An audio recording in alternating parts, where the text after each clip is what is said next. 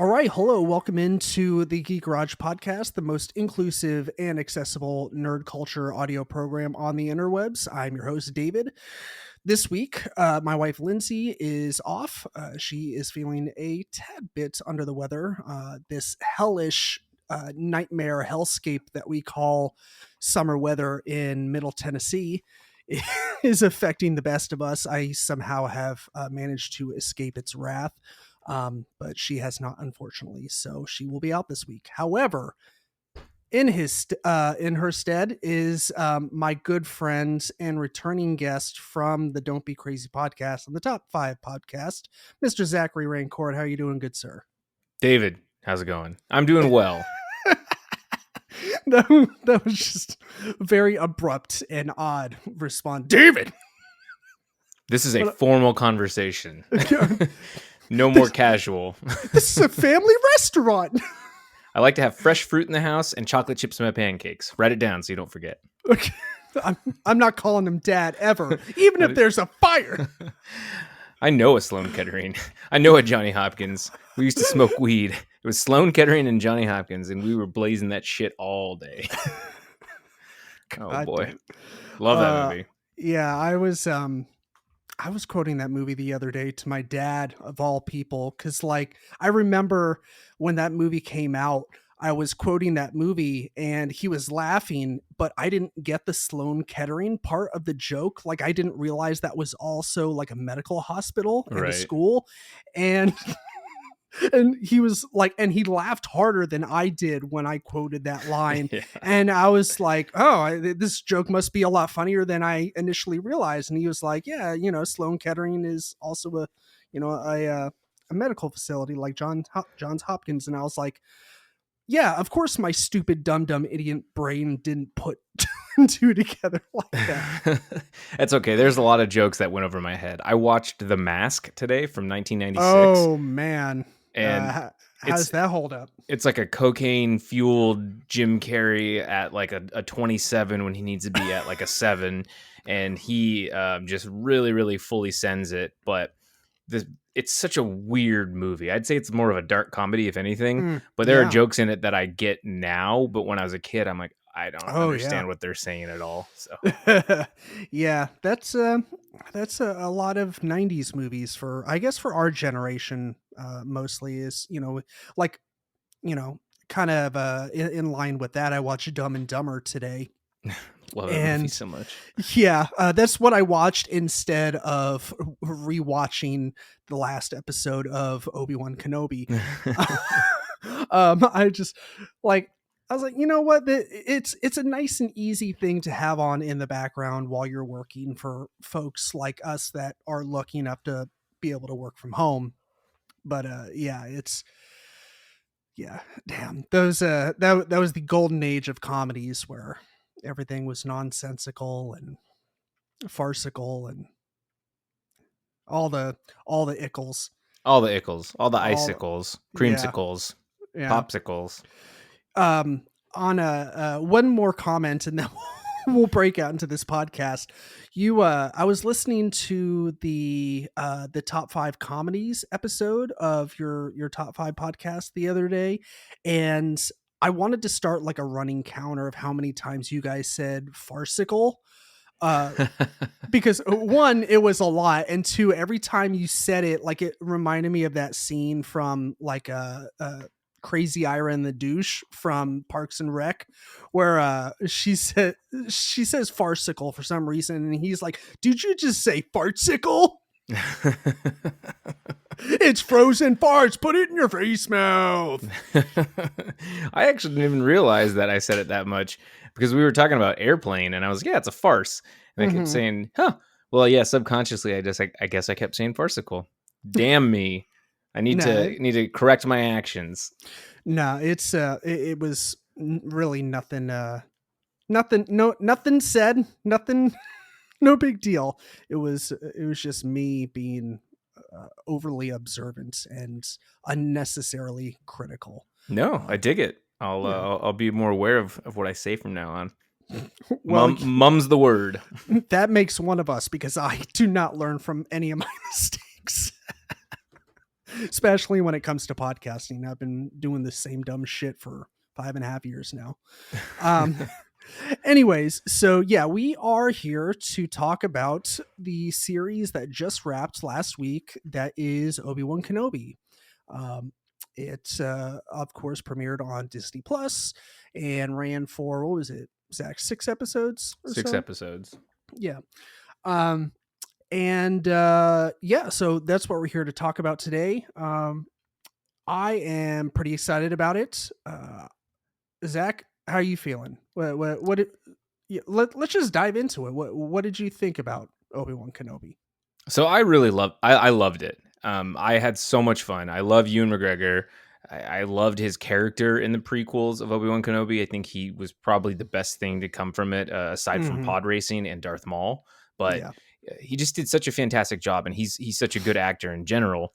But to be able to see kind of the filler space of what happened in that 10 or 20 years or whatever between um, what is it called? Revenge of the Sith up to A New Hope was really nice, and it was really great to kind of have some wiggle room and play around. So I don't know much of the fanfic, and I don't really know what's canonical and what's not canonical anymore in Star Wars world, but Hmm.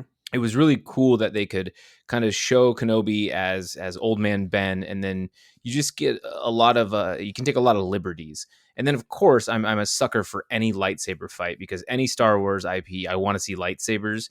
And to Hmm. bring a young Darth Vader in this, I know you can't really see his face, but a young Darth Vader slash Anakin Skywalker, and Yeah. then combat a young-ish, a middle-aged Obi-Wan Kenobi is so much better than seeing old Ben Kenobi barely swing his lightsaber on the Death Star, and you're just like, what is going on? So this was that final episode 6 was such an incredible fight. I Hmm. loved every minute of it. But I wasn't. While I was really excited, I was really really sad. Just because it was such an emotional fight. But overall, the series did a great job.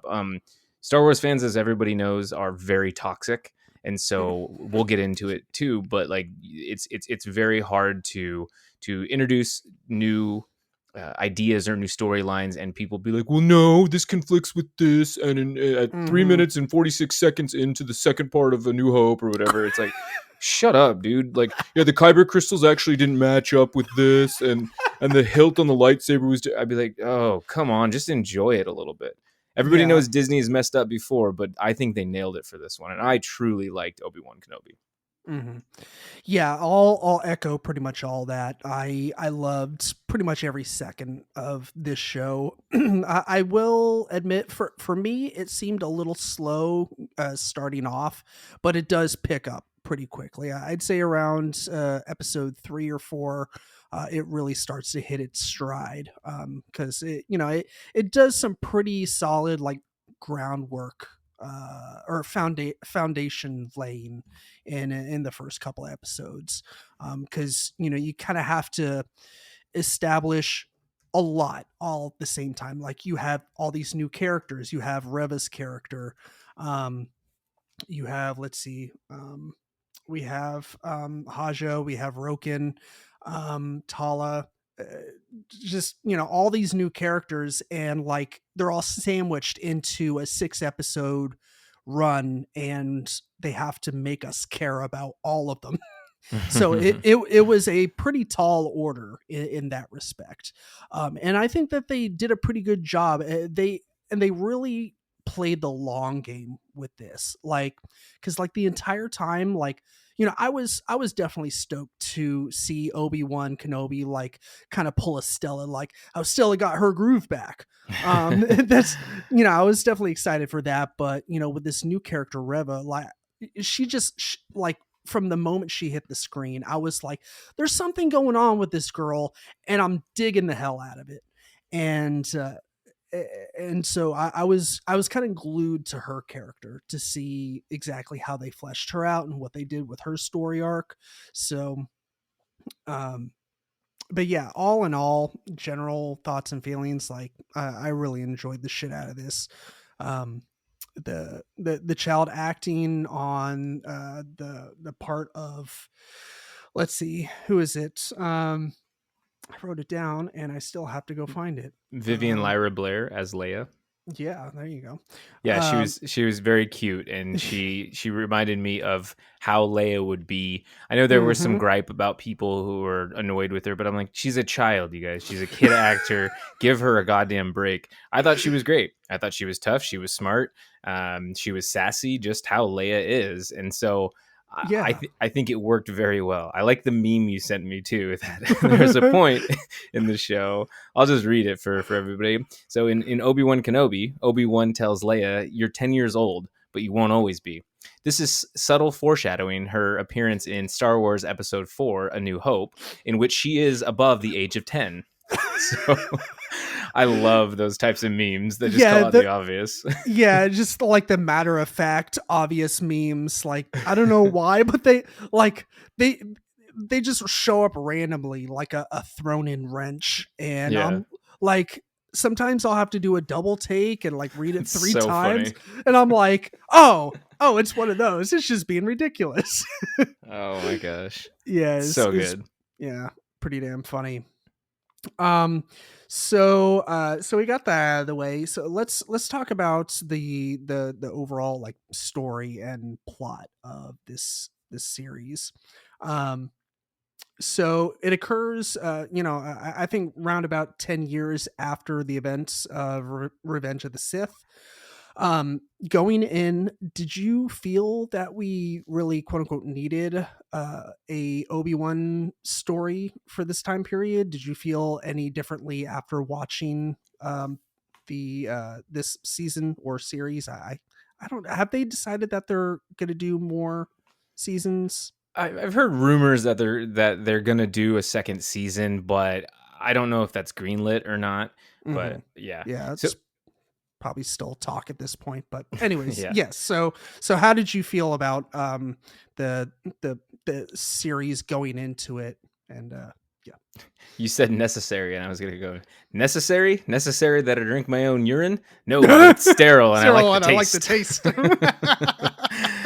All right, um, Mr. Crazy Guy. oh gosh, so I don't think it was necessary to have an Obi-Wan story because Hmm. Revenge of the Sith was such a good, Anakin, you were my brother sort of thing. You were the Yeah. chosen one. You were supposed to be the best of us. That was very it was very sad, and it was a nice way to kind of bow tie or to wrap it up right Hmm. before A New Hope, and then you get uh, what was the damn one? I'm just drawing a blank right now. Rogue One, where it Hmm. kind of also is put in between there two a little bit, and you can see the lead up for the Death Star plans, and you're like, oh, cool. Now we get a bunch of that. Plus, in Rogue One, you have the amazing Darth Vader scene where he's basically Jason Voorhees. Hmm. Absolutely loved it. And so I think this one, it was interesting because the entire time we're all thinking, well, what's happening on Tatooine for these 18 years or whatever these kids are growing up?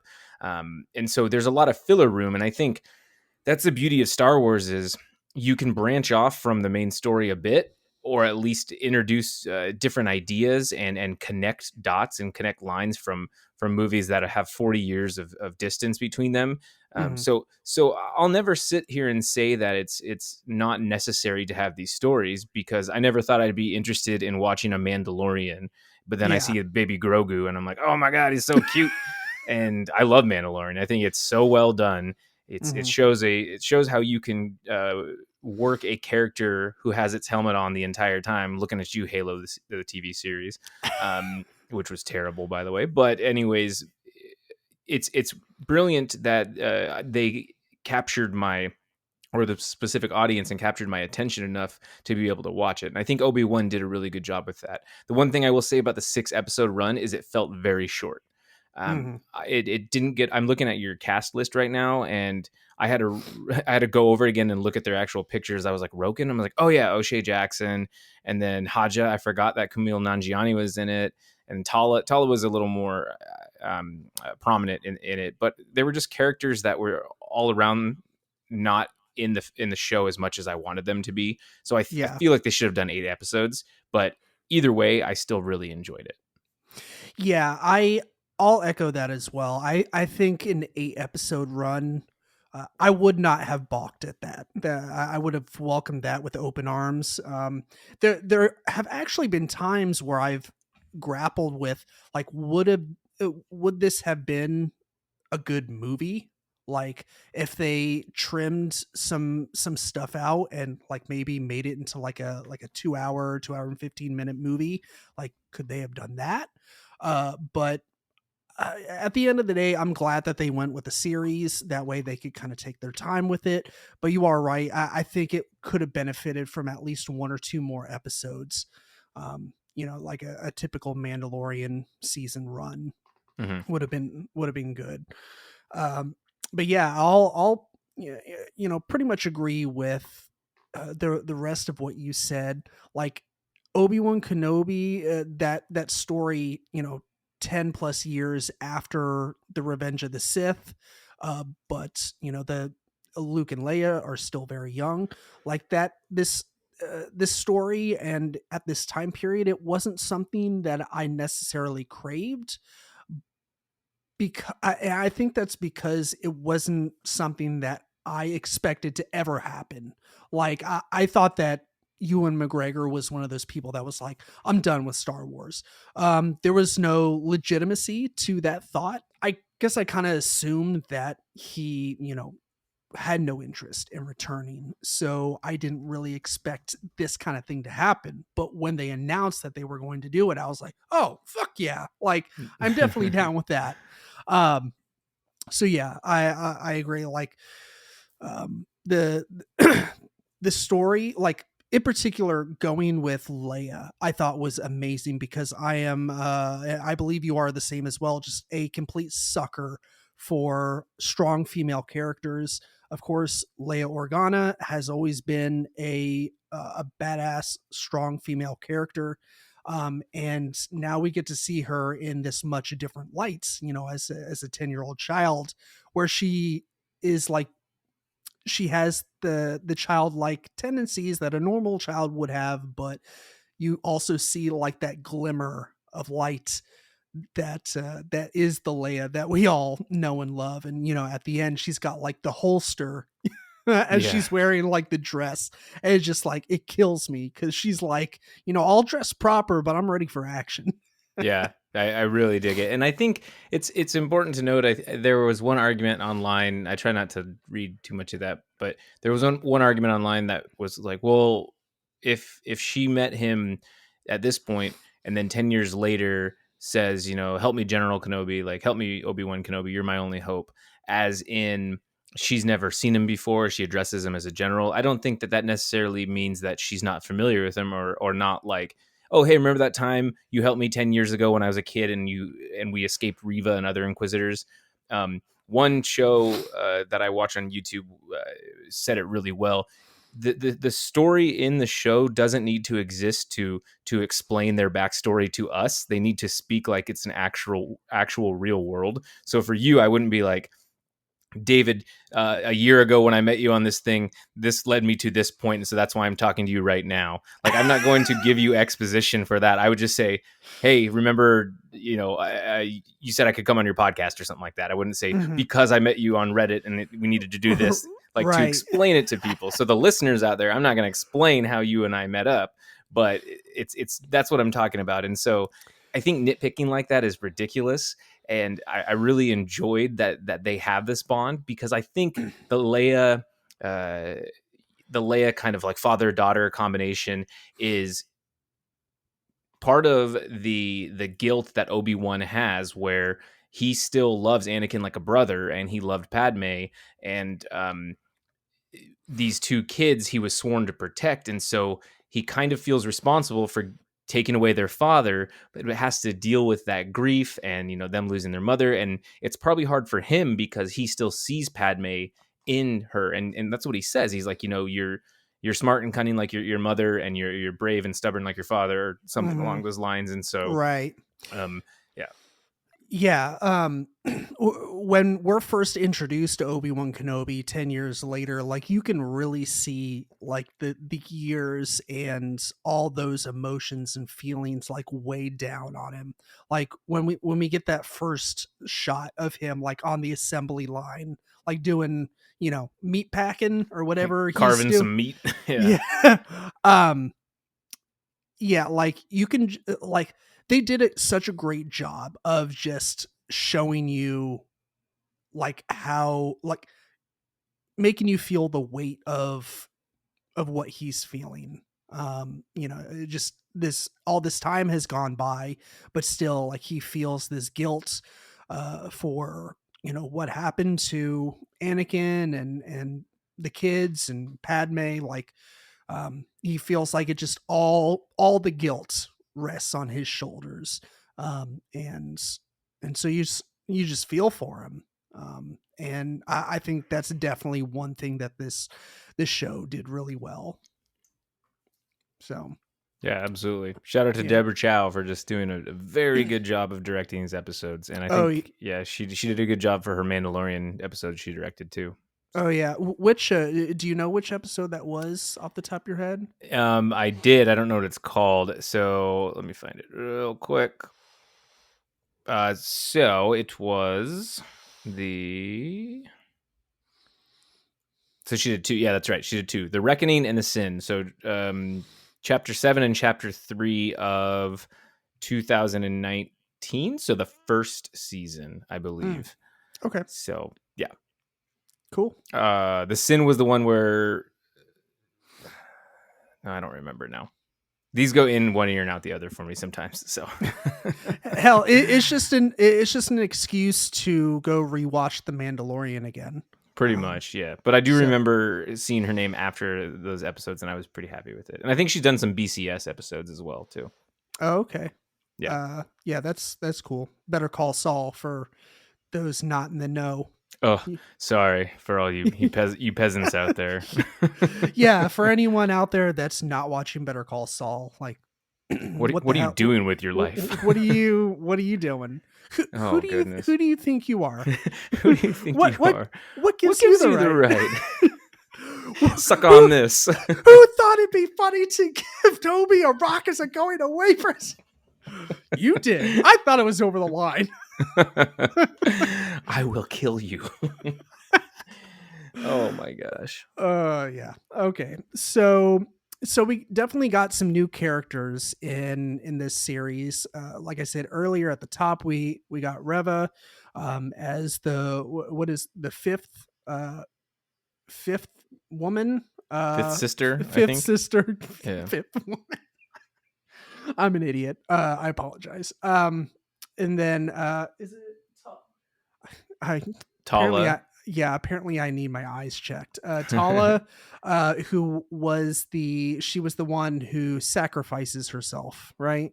With the bomb and everything. With the thermal grenade. Yeah. It was pretty fucking epic. Haja, who is played by Camille Nanjiani. Yes. Who was more or less the comic relief, you know, posing as a Jedi. Yeah, he didn't really do anything in this show.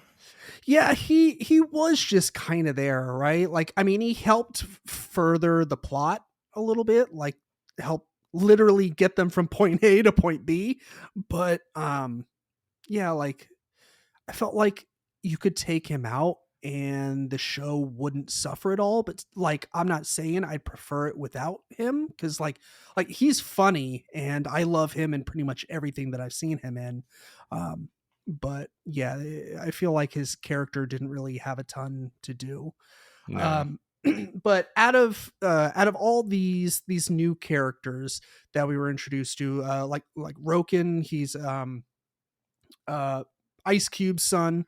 O'Shea Right. Jackson. Yeah, O'Shea Jackson. He's really good. Junior. Out of all these new characters that we were introduced to, do you have a favorite or favorites? I mean, so Reva was great. I thought she was great, and especially since, or Reva, I guess is however you want to call it. I don't know. Reva, let's just say Reva. She was a little interesting at first. She was pretty evil. It seemed like it. Like, you know, nothing was going to get in her way. I didn't have any issues with her, so I didn't understand why the internet blew up about it. But that's Star Wars fans for you. The minority are sometimes the loudest. Yeah. So I really enjoyed what she brought to her performance. She was just hell-bent and backstabbing, and it was interesting to see. But then when she turns and you get that point when Tala sacrifices herself. You get that point when Obi-Wan is talking with her, and she confides, like, I was a youngling. I was like, holy shit, you were a youngling. And one of the coolest parts of this show for me, we talked about it being necessary, was the filler. So they showed the night of Order 66. Mhm.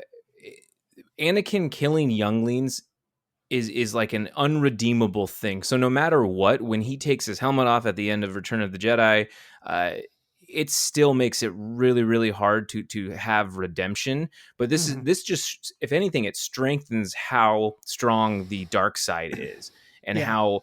how lucrative and seductive it can be. He is on like another level, and so I think that's really brilliant that she's like, this is going to be my big revenge. I'm in this for the long con sort of thing. So I enjoyed what she did, and for her to find the Bail Organa little responder or whatever, and then go to Tatooine and just be like, well, I'm not going to defeat Vader because, I mean, did you see what he just did to that ship? Mhm. I'm going to kill his son as eye for an eye. It's not the best tactic, in my opinion, but I still really enjoyed what she brought. The other characters they were fine. They existed. Yeah. They felt too rushed. Roku or whatever his name is, or Roken. He was okay. He was fine. Just insert any other rebel leader. I like the actor a lot. Haja, Yeah. same thing. I like the actor a lot. Tala was good. She presented a kind of yin to the yang for Obi-Wan, and her story was sad, but the Inquisitors were cool. And I had recently played Jedi Fallen Order, so it timed out perfectly because Mm. when Obi-Wan started, I'm like, oh, I know what they are. They're Inquisitors. And it was pretty badass to see like the spinning lightsabers and such. So Oh, yeah. I enjoyed the hell out of that. But yeah, I think probably one of the weakest ones was Benny Safdie was the Jedi at the very beginning who ran away from the bar and found Obi-Wan and was like, you got to help me. Oh, I'm yeah. gonna die, and then he dies. That was Benny Safdie, director of Uncut Gems and Good Times and other movies. Oh, I didn't even realize that. He looked familiar. I was like, "Why does that guy look so familiar?" And yeah, like that's Yeah, he's. I don't really like him as an actor. I don't even really like him as a director. So he. I don't know. I'm not a huge Benny Safdie fan, but he keeps He keeps popping up in things. Like he was in Paul Thomas Anderson's Licorice Pizza movie as well, and Mhm. he's kind of all over there. So yeah, the new characters were interesting. They worked, but I didn't want them to be oversaturated. I think Sure. what this show comes down to is Darth Vader and Obi-Wan Kenobi. Yeah. Yeah, I think all the characters that's one thing or another thing that this show did really well.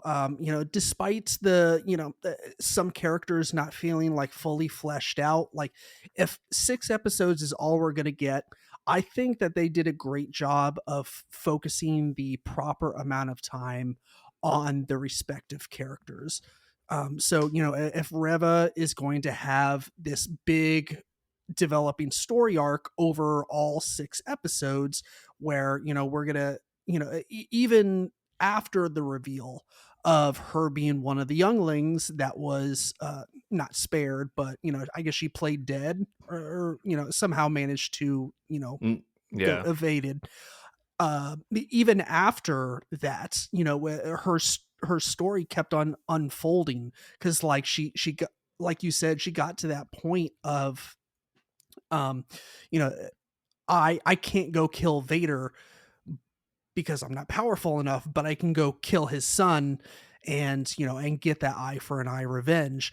But like when she wasn't able to do that, like that is just I was thinking about this earlier today and trying to like form words to describe like exactly this second folding or unfolding of her character.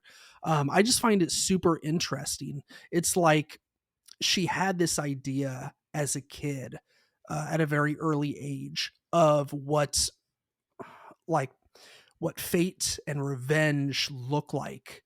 Having all of her childhood friends die brutal deaths at the hands of like one dude and a bunch of machines. Um, and for it to like climax at this Right. moment where, she's like, finally, I'm going to kill someone who, in my eyes, kind of sort of deserves it, and she realizes that she can't do it. Like, I just thought that was huge, like for her character and for the story. um I don't know why, man. I don't know if everyone else feels the same way, but just her character in particular and her story arc was great. But yeah. And then, like you said, the other characters, the side characters, they, aside from a lack of, fleshing out here or there, for the most part, they were pretty good. Yeah. Yeah. Totally. Yeah. Let's get in some old characters. So they brought back Hayden Christensen as Vader, obviously, but they didn't bring back or they also brought back James Earl Jones to do moist of the voice acting. Most of the voice acting. How did you feel about that? Is it are you of the opinion that it's not Vader unless James Earl Jones is voice acting, or was there any part of you that would have enjoyed Hayden Christensen actually voicing Vader? I think they did a good job. I think there are so many elitist Star Wars fans that are still in the past and they're like, no, you can't do this and you got to leave it this way, right? And so I think it's fine to have James Earl Jones as the voice, because even in Revenge of the Sith, when he screams no, I'm pretty sure that was James Earl Jones Oh who did yeah, that. yeah. So I'm fine with the continuity on that level, and I think Hayden Christensen did a really good job. I know he gets a lot of shit because Episode 2 was terrible, and he hates sand. So he was, but that's not necessarily Hayden Christensen's fault. That is the No. writing. That is George Lucas and just Yeah. being not good at directing and writing. Just Um, being not good. he did three amazing movies, and then the rest were kind of like, oh shit, well, we got to give him a free pass because 4, 5, and 6. Okay. So Yeah. I was very excited to see him back, and one of the best moments for me was when they had their, I think it was like episode 4 maybe, but they had the flashback scene, part 5 I should say, and you got to see a de-aged sort of Hayden Oh Christensen yeah. and a sort of de-aged Ewan McGregor during the Attack of the Clones era, and they're battling and they're kind of talking about, Anakin, you still fail because of your aggression and this, and you always have to win, and you're not willing to sacrifice. I mean, it's such a good, friendly rivalry, or a memory that could pass through Obi-Wan's head when he's dealing with the ramifications of Darth Vader, as opposed to his friend Anakin Skywalker. So these are things that could go through anybody's head, and I think he did a great job. I don't know if he was under the suit performing, but I do remember seeing, and I correct me if I'm wrong, but Ewan McGregor and Anakin and Hayden Christensen training behind the scenes and stuff for the buildup of this show for lightsaber battles. So I don't know if it was just this flashback scene, or maybe if they were actually the ones battling together on Mapuzo, the planet that they I'm fought.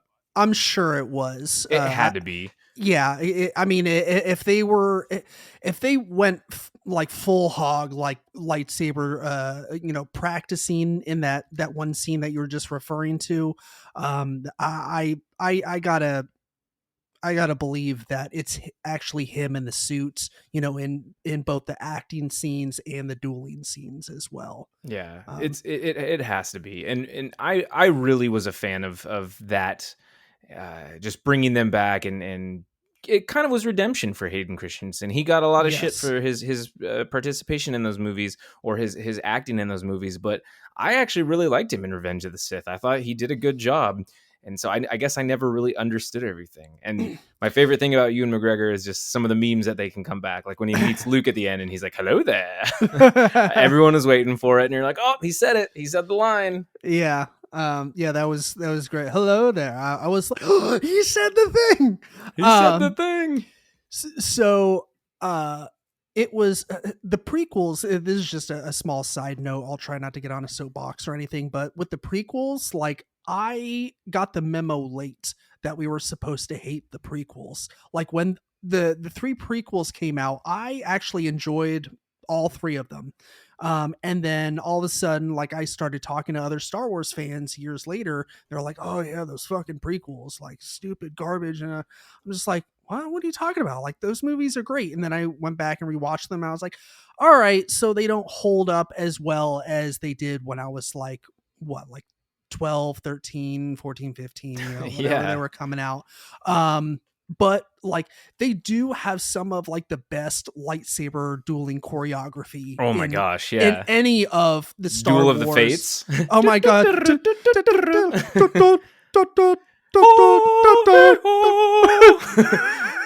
Oh my have you god. have you seen that meme with Paul Giamatti where he's like, oh, and it's like No. when Duel of the Fates hits, it's like, Oh man. oh. I um, yeah, I 100% agree with you that some of the best lightsaber battles like I've ever seen in any Star Wars IP. yeah, for sure. Um, but yeah, so that's kind of a good segue into some of the best and most memorable moments of the series. So some of the lighter ones, I guess, are starting out. There was Vader's initial reveal that Mm. that kind of came like at the end of the first episode. Is Hmm. that correct? Yeah, Or was it when he was in the vat of the basically like the healing fluid. I don't know what that stuff is called. is was it like a Bacta tank sort Back to of? tank. There you go. Okay, Yeah. yeah, So, or maybe whatever the dark side the has, but evil Bacta tank. yeah, yeah. The negative back to tank basically.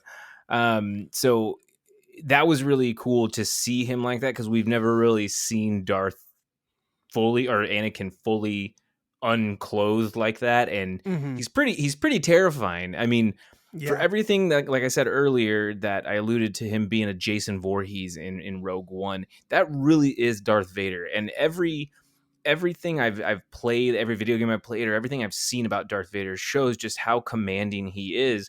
And the sad thing about 4, 5, and 6 is while he's very evil in those, or he seems evil, we don't really get to see exactly why. We don't get to see him at his true potential. right. And these, so in this one and in Rogue One, in Obi-Wan Kenobi and in Rogue One, we finally get to see Darth at his full potential, and he is freaking terrifying. So Hmm. not just from his what he can do with the dark side of the Force and everything else, but just physically looking at him, like in this Bacta tank, he looks like Freddy Krueger pooped out, like I don't know, Jason Voorhees or something. It's pretty gnarly, but I like it quite a bit. Yeah. Speaking of Vader being terrifying, so the another early scene that comes to mind is when they're trying to get off of I forget what planet it is, but it's back when Obi-Wan and first rescues Leia, and they're trying to get off, and um Vader just straight up owns his ass, right into he makes a giant fire pit, and then he drags his Oh, ass through the fire pit. that was And like, crazy. dude, like at that moment, like it clicked for me. I was like, oh, okay. So Vader for 10 years has been doing nothing but preparing for this moment, both mentally and physically, and Obi-Wan has been doing nothing He's been but cutting meat. he's been cutting meat and trying to stay on the DL and not getting found out. Oof. Yeah. Like he probably hasn't used the Force in a decade. Um and it shows because because he got his ass kicked. But yeah, as we know, Obi-Wan is the fucking goat, and he got his groove back, and he got it back pretty quickly. Um, One really brilliant thing that I wonder if you noticed or not, it was very apparent to me, was because and there's this trope in movies of people getting their groove back like this. mhm, Obi-Wan is resorting to tactics that he maybe didn't use before, like using blasters. And I mm, think that through episode 1 and 2, you see him use a blaster until he rescues Leia from the Inquisitor's ship. And that's when we finally get to see him use his lightsaber. And you're like, Yeah. holy shit. He's still a little rusty. He's still a little raw with it. But when we get to see him use the Force also to hold back the water, it's so cool. And it's just like, oh, he's going to get there. So it's a perfect buildup and a culmination until he gets to that lightsaber duel with Darth Vader at the very end, because we keep getting teased on it. Yeah. But when we finally get it and he does his stance like he did in Clone Wars, right? Oh Uh-huh. my God, I love it so much. It's just, it is what I go see Star Wars for, are Yeah. epic, amazing fights.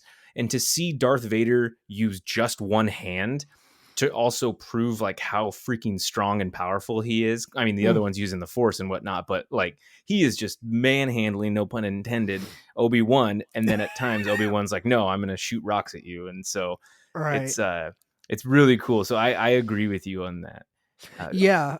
Yeah, that was something that like I felt like they illustrated really well in this in the series is it's not that Anakin slash Vader is bad at defense, but we kind of they expose that in um their back and forth dueling practice, when that kind of cuts in and out of that one episode where Mm-hmm. he talks about being able to, be on offense and defense and, having, just always be on your guard and this, that, and the other thing. Like I, I felt like that was something that Vader never really could grasp, or like he was never maybe meant to grasp, was the idea of defense. Like he's always on the attack and he's great at being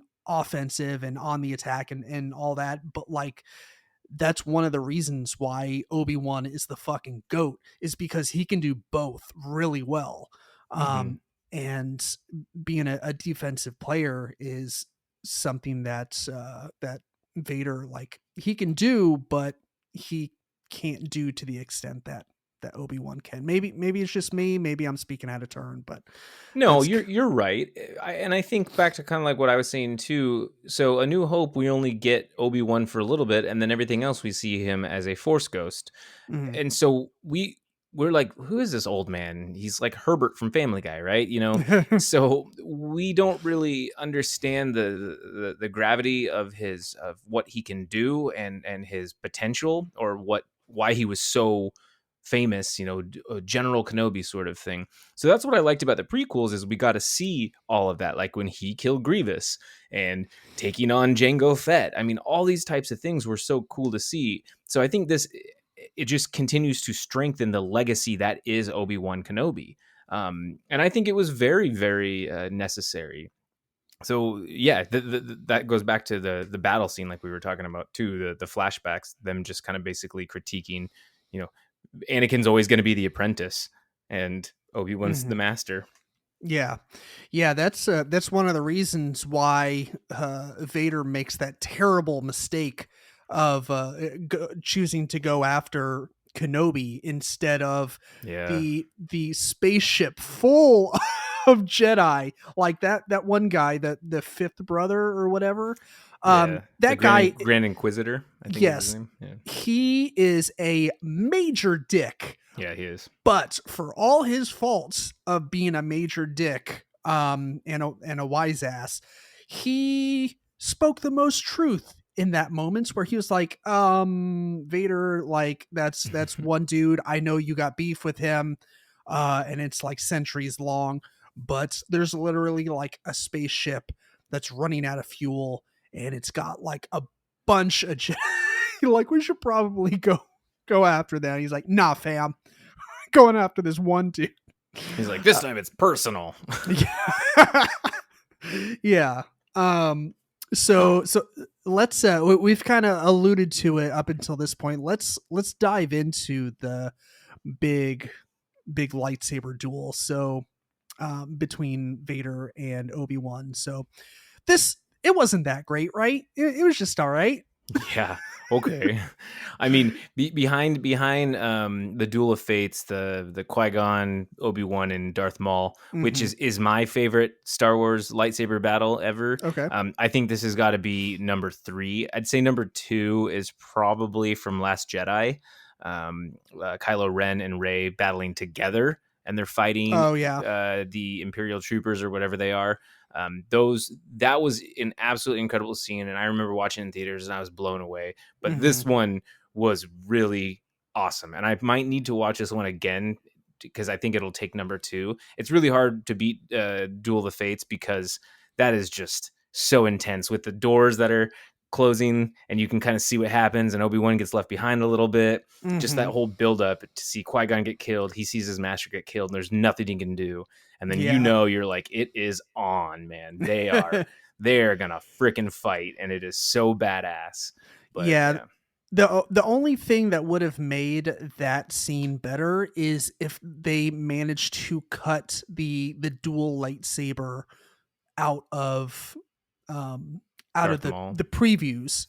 Oh Like, yeah. yeah, so it was a complete surprise. Like, can you imagine like everyone's collective brains fucking exploding in the movie theater? Like, oh my god! Does not compute.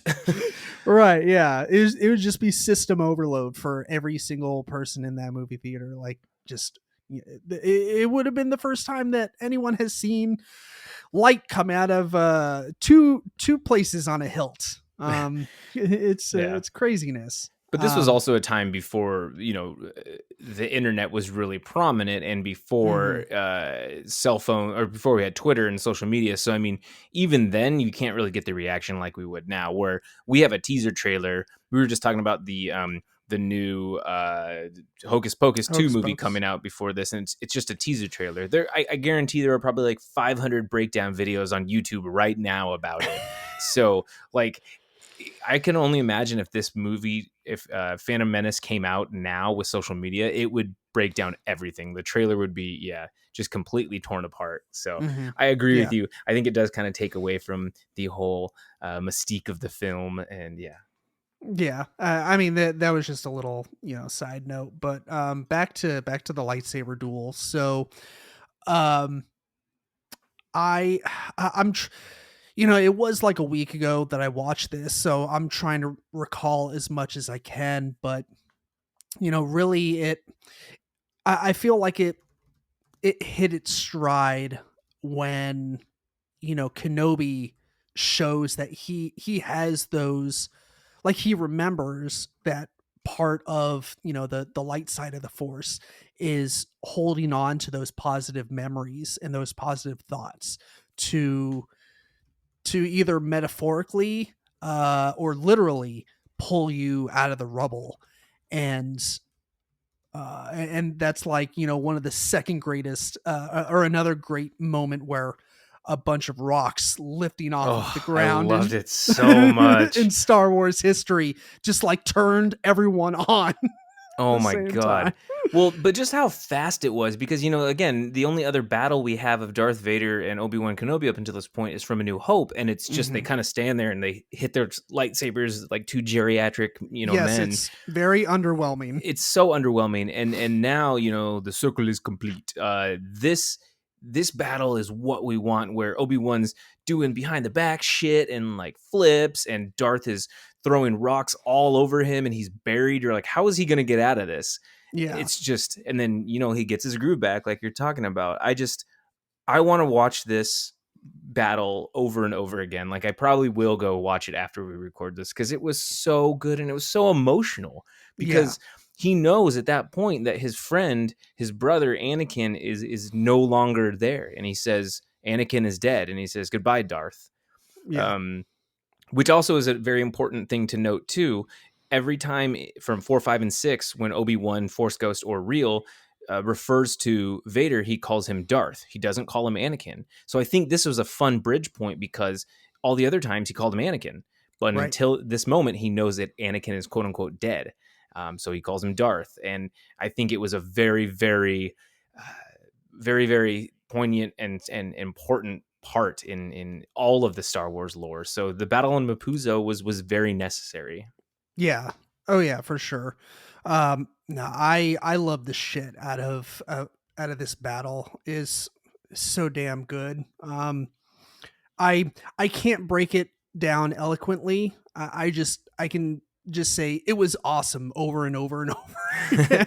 It was beautiful too. Like I It love was, yeah. nighttime scenes. I mean, anytime you have lightsabers, you should probably do that at night. And just Mhm. the contrast, Darth Vader just being so strong and overpowering at times with one handing things while Ewan has to use two hands, right? Obi-Wan has to Yeah. use two hands. But I mean, it's just their different styles. And I think that goes back to the flashback scene too. Darth is all about I'm gonna win, I'm gonna destroy you. But Obi-Wan is like, I can beat you using these other tactics that you're not paying attention because you're like a bull in a china shop, and I'm Mhm. going to avoid you by doing these things. And so it's so interesting, and the juxtaposition is beautiful. Yeah. So I yeah, totally love it. Yeah. It one makes me really glad that I spent the ridiculous amount of money that I did on building a lightsaber Yeah, at Galaxy's Edge, yeah, and two makes me want to build another one from I think it's saberforge.com or whatever that website is, but those are actually dueling lightsabers because the one that I built is I believe it's just for show. Like if it you wave it is. around, it makes noise and whatnot, like it's, motion sensitive, but yeah, as far as I know, it's not meant to be dueled with. Whereas the ones from like other websites like Saber Forge and a few others that are out there, like those are actually for battling. And I'm like, after seeing that scene in particular and just the whole show, I'm like, maybe I can get one and incorporate it into like a workout. Like I have a heavy bag upstairs in the bonus room, so maybe like after a workout, like I can practice like wielding a lightsaber and smacking the shit out of my heavy bag with it. I don't know. You got to get one of those flying balls that shoots lasers at you, and then you can block them. You don't believe in the Force, do you, Han? Oh, you mean that thing that you just heard of 5 minutes ago? I love that Family Guy episode. Oh my god, It's so good. yeah, it's what the hell is an aluminum falcon? Aluminum Falcon, love it. Yeah. One scene I did want to talk about, because I don't know if you mentioned it or not, but again, to talk about how strong Vader is. I mean, when I played Fallen Order, you literally can't beat him. You can't fight him. He's just too strong and too powerful. When Reva is trying to kill him, he just knows she's behind him, and he's like, "Do you think I didn't know it was you the entire time, little one?" And Mhm. it's like, holy shit, right? But when he stops the ship from taking off, and you're like, okay, they might escape, and he just brings it down and tears it apart. I was Uh-huh. like, when I was watching it, I'm like, oh my god, they're all dead. But then the other one takes off. Yeah. I just in my mind, I'm like, Vader is unreal. Yeah. He's invincible. He will kill anybody. There's no stopping him. I just couldn't believe that, and I loved every minute. I was a hog in shit when I was watching this movie, man. I loved it. Yeah. That was a very intense and amazing scene where he's like, "Oh no, you don't. You're not going to escape me." And like, I honestly expected that to happen. I was like sitting there, just like sweating my ass off. Like I was just like, "Oh my god, what's going to happen next?" And like he walks in and he sees them about to escape, and I was like, he is not going to let them let them go out. And yeah, sure enough, he pulls them back in. And I was like, damn, Yeah, he did that shit. That was crazy. yeah, And that was very interesting. yeah, um, so kind of getting into closing thoughts here. Um, one of my favorite moments, and honestly, I didn't expect this to happen. Like it, I didn't feel like it was a for me at least, it wasn't a super emotional series. I mean, it was like it brought a lot of closure and connected a lot of dots, like we mentioned earlier. But it didn't really strike or hit like like oh my god, I'm gonna cry over this moment kind of chords. But the scene where at the towards the end where Obi-Wan comes back to visit and more or less say goodbye to Leia. Um, when they're kind of closing in on the end of their talk, like just for whatever, like when the music starts playing, like the main overture, um, I lost it.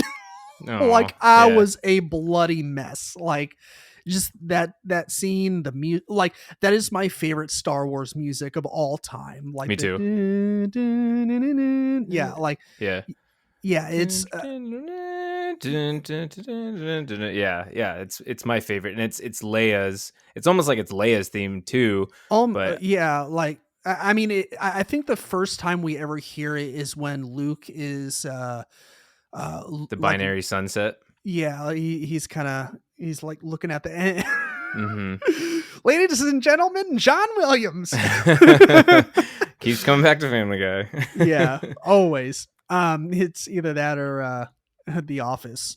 Oh gosh, I know. You have those two choices. But anyways, did you find yourself in any about to cry or just overly emotional moments like that? I mean, I would probably just say the battle at the end, Yeah. just because it's the culmination of everything that needed to be, and Revenge of the Sith. It was so sad at the end because you could feel Obi-Wan's pain, and he's like, "You were the chosen one. You were supposed to be the best of us."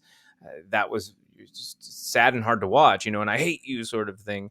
Hmm. But I I think it was neat to see Obi-Wan almost have somewhat of what he thinks might be a closure. And if this is the one and done season they do for Obi-Wan, then I'm fine with that. I Hmm. would really love a second season, and I think you could do a lot with it. But I think this would be a fine way to hang it up. It was really cool to see him interact with Luke in a certain sense, to provide him that plane that spoiler, he was playing with in A New Hope too. That was a little Easter egg that was in there. But Oh yeah. um, to be able to have a little bit more of Owen Lars, I want to see a second season to see that stuff flesh out. So there wasn't really anything that brought me to tears other than probably the emotional lightsaber battle at the end. Yeah. Um I mean, I don't want to be that guy. Be like, it's probably because I got kids. It's kind of a fucking cop out thing to say, but yeah, I don't know. That scene in particular, just got me. Um, but yeah, I am really glad that like when at the end where Owen was like, "Do you want to meet him?" And Hmm. I was like, "You son of a bitch! You better not fucking just like shake your head and walk away. You go meet that fucking kid." Yeah, you go say hi. Yeah, and so when he did, and then he said hello there, I was like, "Yeah!" And then part of me was like, "The angel from my nightmare, the shadow in the background of the morgue." Yeah, there you go. Um, Yeah, yeah, fucking, Blink One Eight ac- Two. yeah. Um, but anyways, any final thoughts and feelings and comments and potential letter grade you want to throw out for Obi-Wan Kenobi? Yeah, I really liked it a lot. I think so far it's been my favorite series out of them. I really liked Mandalorian a lot. I don't think, honestly, Mandalorian is as good as what everybody says it is. I still really enjoyed the hell out of it, and I'm excited to see. I mean, in Mandalorian, to deviate a little bit, in Mandalorian season 2, when Luke, spoiler, shows up, you're like, holy shit, that was probably one of the coolest moments I've ever seen in any Star Wars Mm-hmm. thing. That was just what I wanted, right? For him just absolutely destroying these whatever they are. I forgot what they were called, but you're like, crap, they're all gonna die, and he just completely obliterates them. I Yeah. mean, very much akin to Darth Vader. You have Luke as a full-fledged Jedi. And so I want to see Disney actually go along with that storyline more. The past Return of the Jedi, between that and between the Force Awakens, because that's a lot of stuff you can play with. And they've almost Yeah. exhausted the time frame between Revenge of the Sith and A New Hope, in my Yeah. opinion. So I really enjoyed it. It's an A for me. I think it's my favorite of the Disney Plus series so far. Yeah, it's pretty high up there for me as well. I'll probably go with like maybe a B plus or an A minus. It's pretty near perfect, but there's still some moments where I'm like, yeah, and I do kind of feel like it was a little slow to start out with, but overall fantastic. I'm kind of, I guess, the opposite. I think The Mandalorian is I disagree. I think Mortal Kombat is the best game. Well, it is a Dude, good game. Donkey Kong Donkey Kong is sucks. the best. No, The Mandalorian is kind of number one for me. I mean, it's a space western through and through. And it just like you said it earlier, like it was a show that we didn't really like ask for or thought we needed, but it ended up being just like a fucking shot out of a cannon. Like, holy shit, this is amazing. And so far, out of like all the Star Wars shows that we've gotten, I know we haven't gotten a ton, but I guess is it really just three? Is it Mandalorian, Boba Fett, and Obi-Wan? Is that it? Bad Batch was in there Oh too. yeah, that's right. I haven't had a chance to watch that yet. Um, Yeah, I didn't watch that yet either. But there, I mean, there should be some cool stuff too coming up. Yeah, we'll see what happens. yeah. I didn't watch any of the D21 conference or whatever it's called, the Okay. summit or whatever. Yeah. Yeah. I can't think of anything that's coming up soon in terms of Star Wars. I really am not in the know. I haven't really been paying that much attention, unfortunately. But um, I know this was great. So yeah. Oh, they're doing the Oh Ahsoka yeah, Katana show. They're that's right. doing one called Skeleton Crew, the Okay. Acolyte. They're doing a Lando Calrissian show, and then the Mandalorian season 3. And I hope they get Donald Glover again for it because I love Donald Glover as Lando Calrissian. He was Yeah. hilarious. Yeah, So he's great. Yeah, he plays a great Lando. He's got like the right temperament for it and everything. Um, so you want to hit our shit that doesn't suck segment real quick, and then put a pretty little bow on this thing, and peace out. let's do it. Shit that doesn't suck.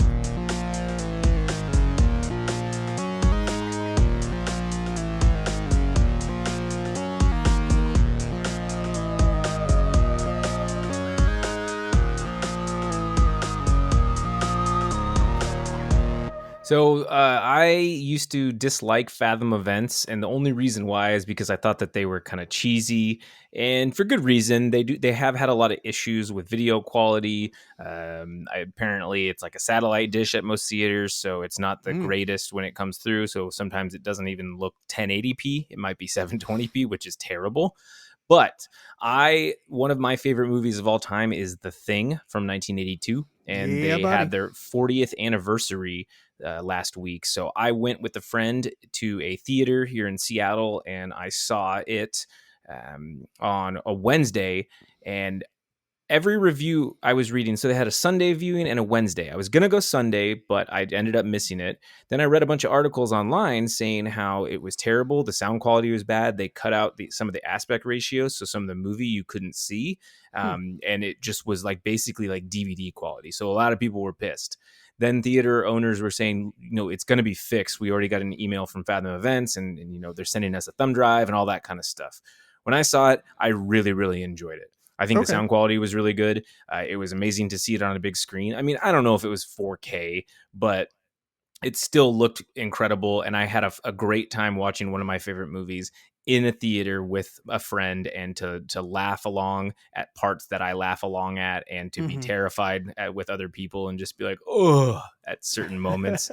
I had such a good time. So Fathom Events, I apologize. You still kind of suck at times, but that was something that did not suck, was seeing The Thing 40th anniversary in theaters. I really liked it.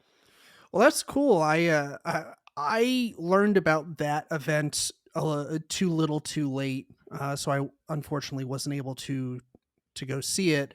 I definitely would have liked to though, because the thing is, it's amazing. I didn't see it for the first time until recently within the last couple years, but it's definitely one of my favorite horror movies of all time. Just the practical effects game in that movie is off the charts. Yeah, Rob Bottin, Yeah. incredible. Yeah, for sure.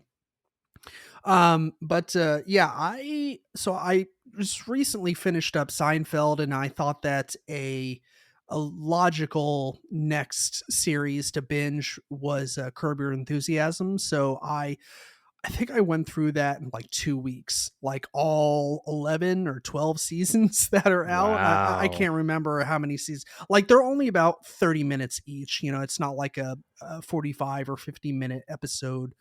Um, type of show, but so it's pretty easy to get through.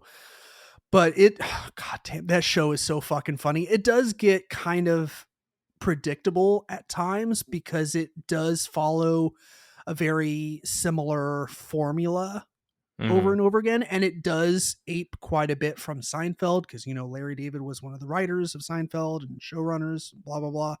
So, but yeah, I thoroughly enjoyed it, laughed my ass off on numerous occasions. Um, I've been watching the new season of The Boys. That's been pretty good. So have They I. they had the infamous Hero Gasm episode this Yeah. past Friday, which was probably the craziest shit I've ever seen on TV. It Are was you saying the amazing. newest episode that came out on Friday the 24th? Okay, so Yes. I haven't seen it yet. That's episode I think 6. I'm only Yeah.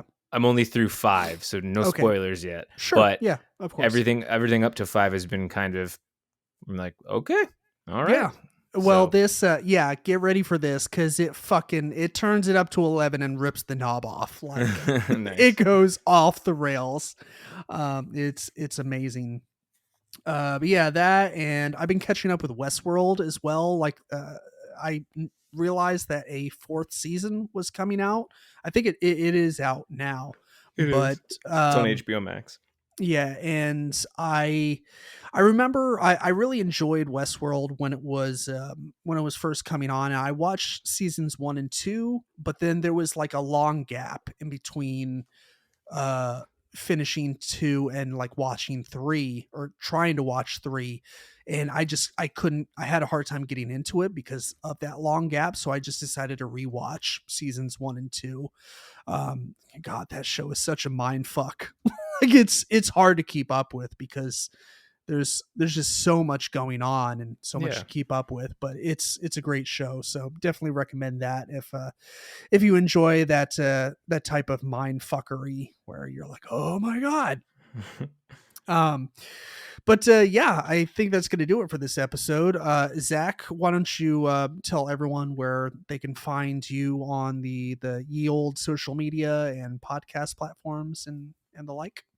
Yeah, so I am part of a podcast called Don't Be Crazy. It is a movie podcast where we review films, good or bad, and we discuss them. We just did Goodfellas, one of the greatest movies of all time. Fight me. um, and you can definitely at me if you don't think so. And I am on Twitter at, what is my Twitter? ZachDale60, ZACH Dale60. But yeah, the Don't Be Crazy podcast is fun. I do it with my friend Justin, and it's a hoot. We have a lot of movies that we like to discuss. We have ones that we don't want to talk about, but we do anyways, and we always take suggestions. So it's a lot of fun. But yeah, that's my spiel. Cool. Yeah, well, Zach, once again, thank you for being on. One of these days I'm going to intrude on your on an episode of Don't Be Crazy again. I'm just gonna insert myself, show up, Absolutely. and be like, here's Johnny. Absolutely. But yeah, thank you, and listeners, thank you for tuning in. If you did tune in, be sure to check us out on all social media. We are on Facebook, Twitter, and Instagram, but we are the most active on Facebook because we have a Facebook group called Geek Garage Podcast Fans and Listeners.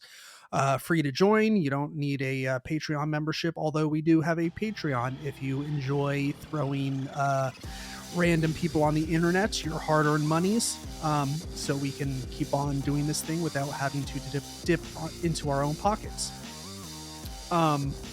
Subscribe to the podcast if you haven't. Leave us a rating and review where applicable, which is basically Spotify and Stitcher and Apple Podcast, I believe. Yeah, that'll do it. Be kind, stay geeky, and eat lots of cheesecake. Bye-bye. Bye.